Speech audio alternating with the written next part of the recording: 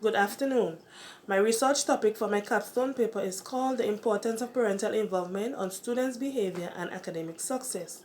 The topic was chosen because of the daily decline I have seen in student success while there is an increase in students' misbehavior at the institution that I work.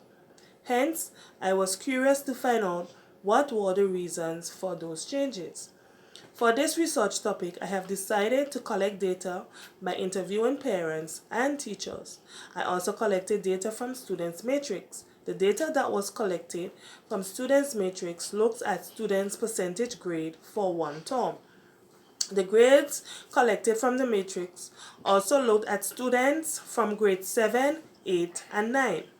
From the matrix and based on teachers' confirmed information about parental involvement of these classes, it showed that classes where parental involvement were regular, there was a high increase in students' success. Based on the data collected from interviews with teachers, the results show that most of the teachers were having the same problem with students. These problems came from students whose parents did not show up for PTAs or one-on-one conferences with teachers. For example, teachers were faced with daily disruption of classes, fighting, defiance, the use of profanity, and constant student failure on assignments. On the contrary, classes where parents were involved, there were limited behavioral issues of such. However, if any of the previously mentioned behavior occurred, it was dealt with immediately by the parent. As a result, students were disciplined and focused on their schoolwork. Many literature researches highlighted that parental involvement is necessary for students' success and proper display of students' behavior to occur. Also, based on the research that I conducted, same was concluded about students' success and parental involvement. Although research highlighted these benefits of parental involvement, many parents were still unable to be a part of their child's educational development due to long working hours and financial constraints. My greatest challenge when conducting this research was to find the time to meet with parents to interview them. However, I overcame these challenges by visiting the home of parents with their consent so that I can complete the interview. The interviews went well because parents had a lot to say about the topic at hand. Changes always bring resistance, and the ways by which I plan to mitigate the negative forces is to produce evidence from researchers that highlighted that parents' involvement is needed so that students can achieve great success. With this information as evidence, parents might be willing to make an extra effort to be a part of their child's life. This is why an alternative solution will be provided for parents so that they can be a part of their educational development. For example, recording meetings will be sent out to parents via WhatsApp or Messenger.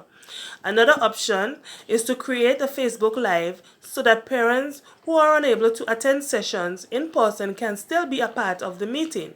This way, parents will be informed of what's happening and can contribute to discussions as well.